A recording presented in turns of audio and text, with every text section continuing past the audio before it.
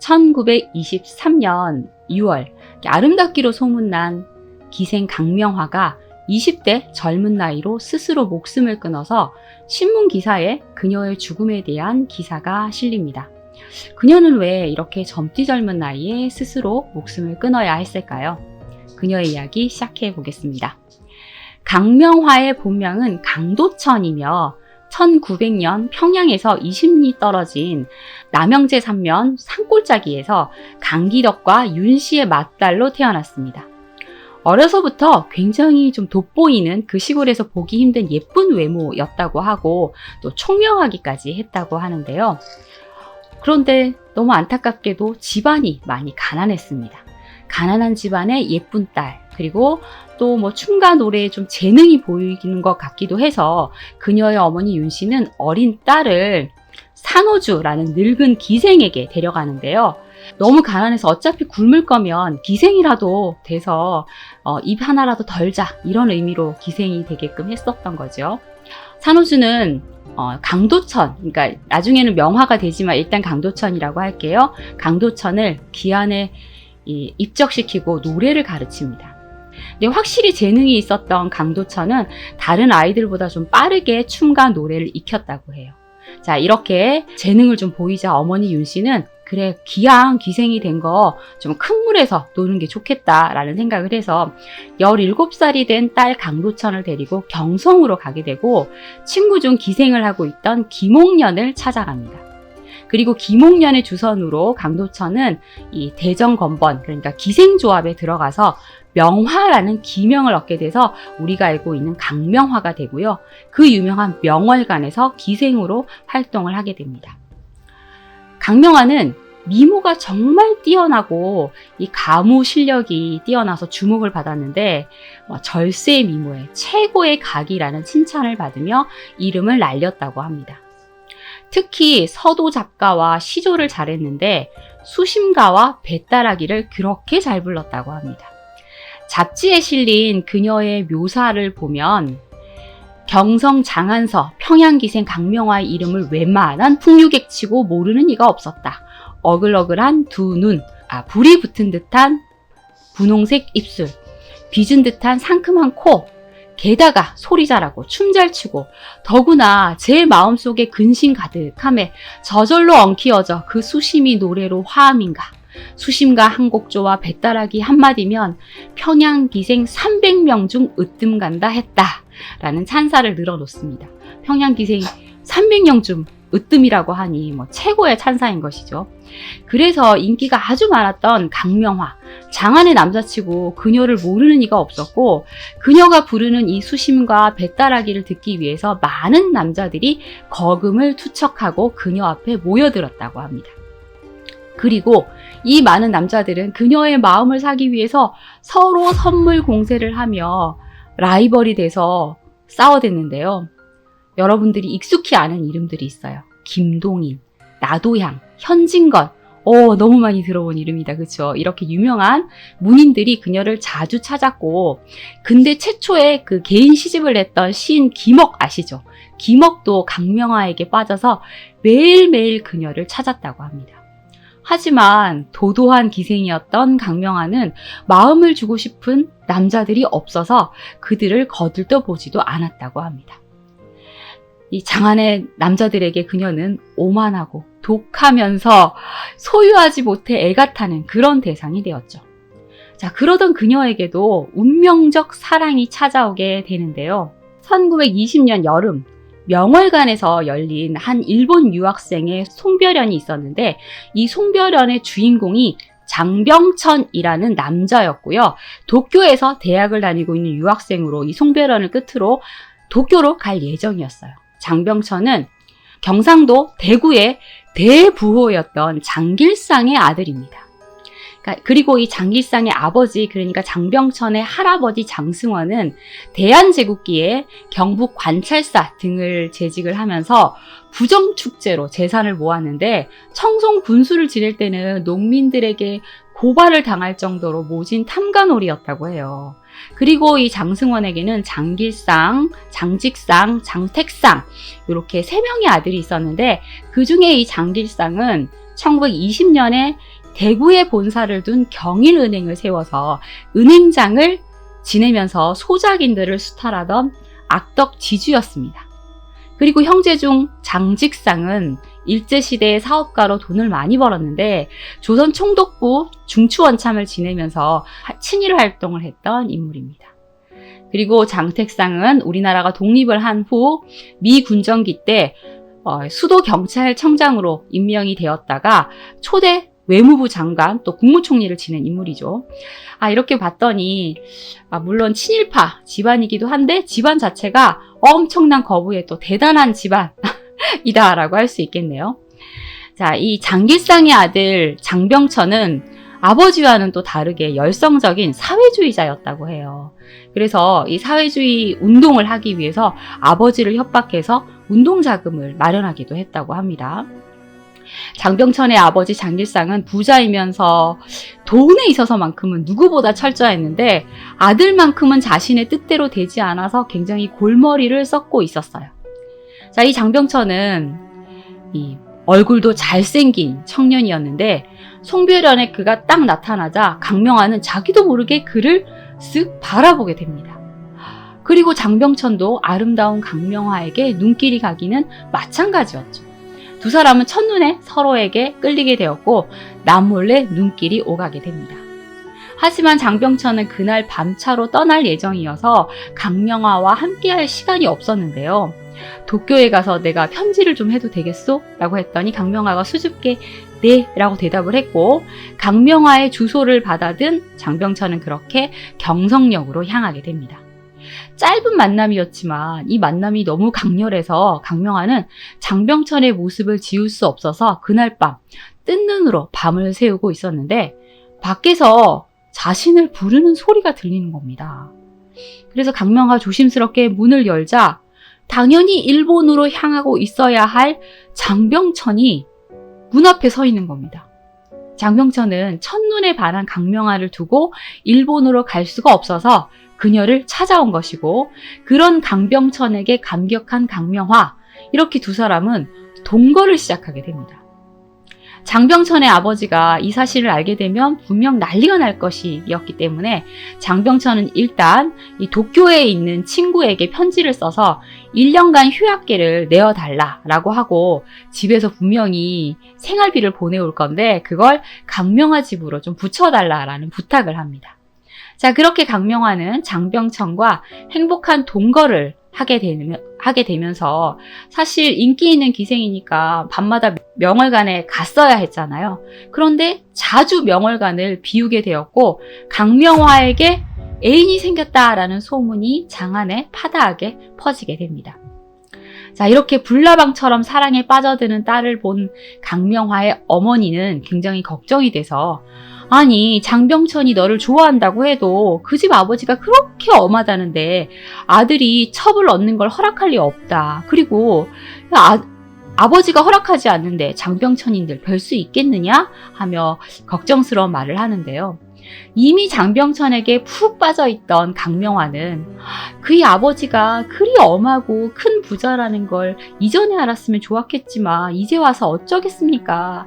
저의 굳은 마음을 보신다면 아버님도 감동하실 겁니다. 그러니까 어머니 아무 걱정하지 마세요 하면서 희망적인 말을 하고 또 그렇게 희망적인 생각만 하게 됩니다. 하지만 이 두 사람의 동거는 곧 들통이 나게 되고 장병천의 아버지 장길상은 엄청나게 분노하면서 생활비와 이 학비를 모두 끊어버립니다. 그리고 장병천을 강제로 집으로 끌고 가서 거의 감금하다시피 해버리죠. 사실 장병천은 이미 혼인을 한 상태인데 이 기생과 동거를 하고 있었으니 기생첩을 둔 것이잖아요. 하라는 공부는 안 하고 무슨 사회주의 운동한다고 막 속을 썩이더니 그것도 모자라서 기생첩을 둔 아들에게 너무나 화가 날 법도 하겠지요. 아버지 입장에서는. 장길상은 강명화가 재산을 노리고 장병천에게 접근한 꽃뱀이라는 소문을 퍼뜨립니다. 두 사람을 떨어뜨려 놓기 위해서. 그런데 강명화는 사실 장병천에게 아무것도 바란 것도 없고 돈이나 선물을 달라는 그런 말을 한 적도 없었지요. 자, 반대를 하면 그 사랑은 어떻게 되나요? 더 불타게 되죠. 장병천은 아버지의 반대에도 불구하고 강명화에 대한 사랑을 포기하지 못했고, 또 언제까지나 아들을 감금해 놓을 수가 없잖아요. 그러다 보니 장병천은 다시 집을 나와서 강명화의 집으로 향하게 됩니다. 그렇게 두 사람은 3년간 사랑을 이어가게 되죠. 하지만 강명화는 계속해서 기생으로 활동을 해야 했으니 사랑하는 사람을 두고 술자리에 가서 다른 남자에게 술을 따르고 노래를 부르는 자신의 모습을 처량하게 느끼게 됩니다. 그리고 이런 속내를 강병천에게 내보이게 되는데요. 강병천은 이 말을 대수롭지 않게 여기면서 아휴 미안하오. 아버지가 저리 완고하시니. 하지만 내 마음이 변할 리는 없고 당신이 새롭게 정이 든 사람이 있어서 이런 말을 하는 것 아니요? 라면서 농담조로 말을 합니다. 강명화는 자신의 마음이 의심을 받는다는 생각을 했던지 강병천의 이 말이 떨어지자마자 가위를 가지고 와서 긴 머리채를 싹둑 잘라버립니다. 강병천이 깜짝 놀라서 이게 무슨 짓이요? 라고 소리를 치자 강명화는 이제 저를 의심하지 않으시겠지요? 이런 머리로는 기생 노릇도 할 수 없으니까요. 이제 나는 살아도 죽어도 장시댁 사람이에요 하면서 서럽게 울었고 장병천도 함께 눈물을 흘렸다고 합니다. 그리고 강명화는 기생을 그만두고 유학을 가기로 합니다. 공부를 해서 사회적 지위를 올리면 이 장병천의 집안에서도 자신을 좀 인정해주지 않을까라는 생각을 했기 때문이죠. 자, 그래서 장병천과 강명화는 도쿄로 유학을 함께 가기로 하고 자신이 지니고 있던 금비녀, 은가락지 이런 걸 다 팔아서 여비를 마련해서 함께 일본으로 떠나게 됩니다. 그리고 도쿄에서 집을 구해 함께 살면서 장병천은 대학 예비과를 다니고 강명화는 워낙 소리를 잘했으니까 우에노 음악학교에 들어가기 위해서 영어를 배우고 있었습니다. 장병천은 도쿄로 떠날 때 아버지에게 강명화와 함께 간다는 말을 하지 않았어요. 그냥 학업을 계속 이으러 일본으로 가겠습니다 라는 말을 했기에 아버지 장길상은 어휴 이 녀석 정신을 이제 좀 차렸구나 하면서 아들의 학비와 생활비를 보내줬었는데 강명화와 함께 갔다는 것을 알고 결국 또 지원을 끊어버립니다.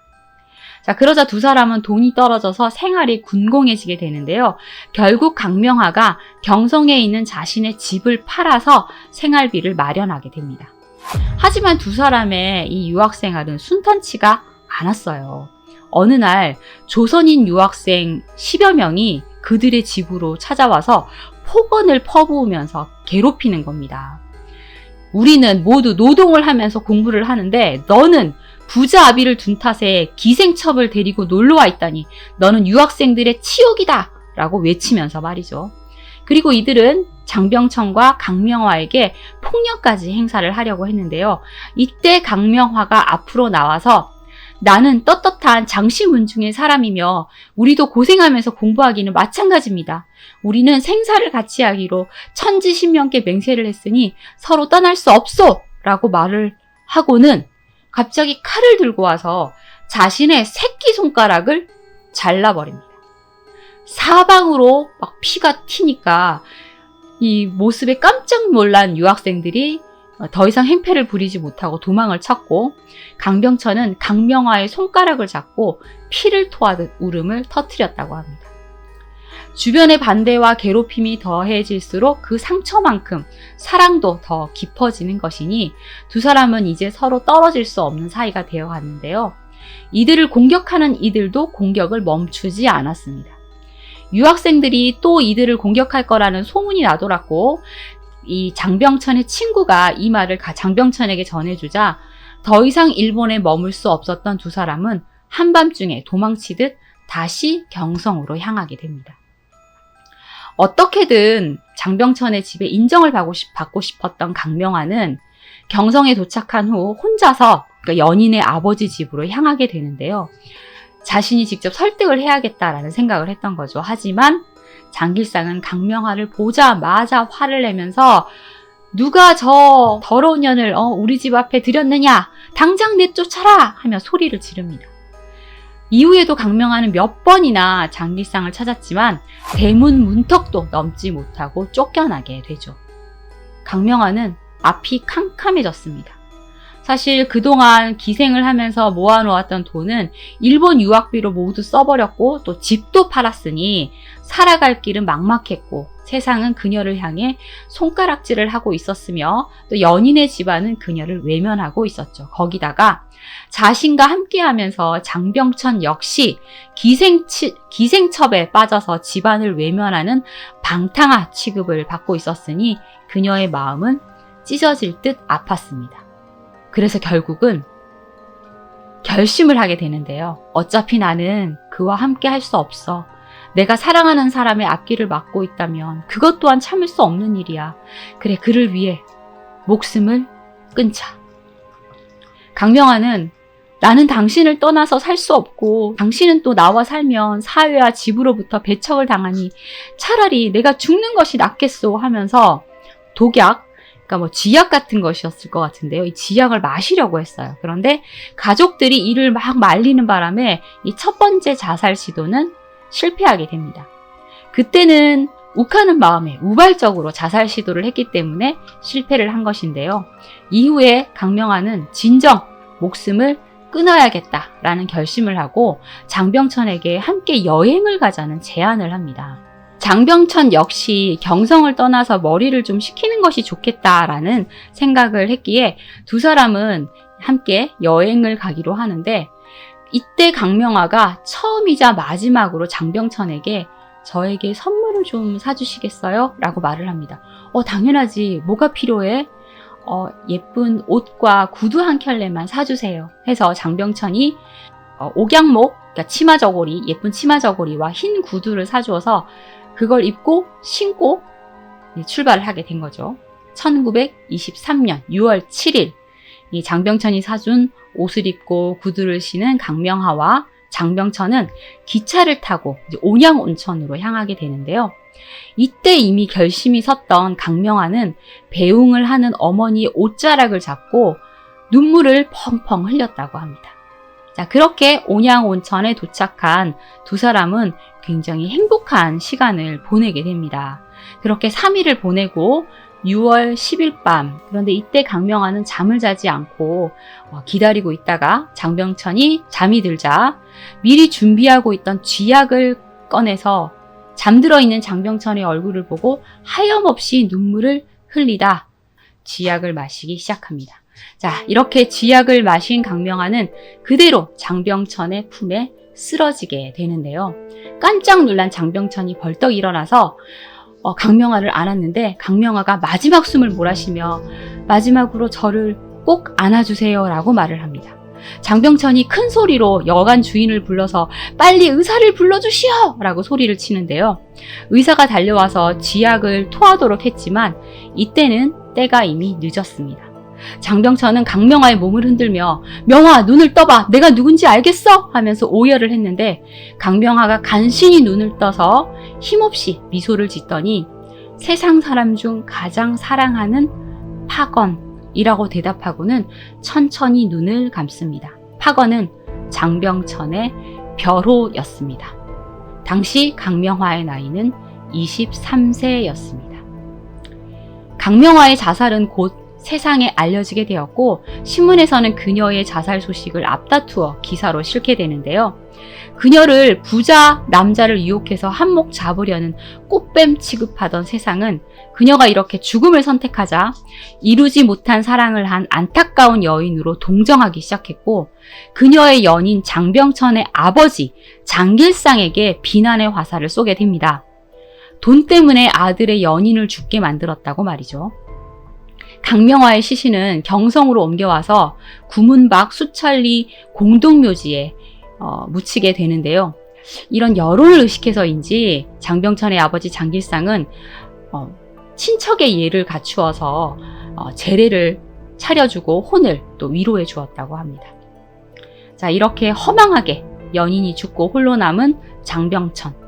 큰 충격을 받았고 그녀의 명복을 빌고 마음을 정리하기 위해 함경도 안변에 있는 서광사로 떠나게 됩니다. 하지만 절에 들어간다고 해서 마음이 정리될 리 없었고 연인의 죽음을 받아들이지 못하고 슬픔과 절망에 빠져서 지내게 됩니다. 그렇게 몇 주일이 흐른 후 정말 피폐해진 모습으로 돌아온 장병천. 사실 그는 다시는 기생집에 가지 않겠다는 다짐을 했었는데 본시 마음이 많이 약한 남자였기에 괴로운 마음을 이기는 방법으로 기생집을 선택합니다. 창진동에 있는 어느 기생집을 드나들게 된 장병천. 거기는 강명하와 친한 친구였던 기생이 있었는데 모습이 강명하와 굉장히 비슷했고 머리를 빗어 올리는 법까지 강명하와 닮아 있었다고 합니다. 이 기생에게서 강명화의 모습을 찾고 있었던 것일까요? 자, 이렇게 기생집이나 드나들며 할 일 없이 시간을 보내던 장병천. 그래도 괴로움을 떨치지 못했고 나는 죽을 수밖에 없다. 죽으면 강명화의 무덤에 합장해다오.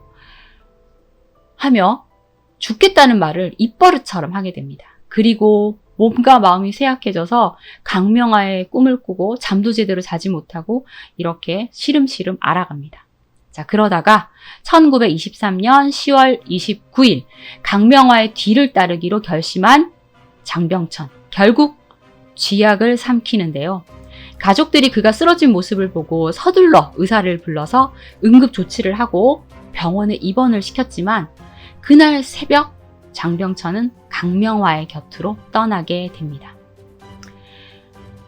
사람들은 이 강명화와 장병천 연인들이 죽음에 이르자 장병천의 집안이 악덕지주 가문이어서 벌을 받은 것이라고 수군거리게 됩니다. 대구에서는 강명화와 장병천이 원기가 돼서 밤마다 머리를 풀어헤치고 돌아다닌다는 소문이 나돌아서 두려움에 떨었고 또 강명화가 이 장병천의 집 처마 끝에 나타나서 사람 너무 괄시하지 마라 라는 말을 한다는 소문이 나돌기도 했습니다. 이 두 사람이 비극적 결말을 맞자 살아서는 그렇게 비난을 하더니 조선의 카츄샤, 조선의 로미오와 줄리엣으로 미화한 기사가 마구마구 쏟아졌고 강명화에 대한 동정 여론들이 만들어지게 되었죠. 여성화가 나혜석은 강명화의 자살에 대하여라는 그런 기사를 동아일보에 실게 되는데요. 조선에 만일 여자로서 진정한 사랑을 할 줄 알고 줄 줄 아는 자가 있다면 기생계를 제하고는 없다고 말할 수 있다.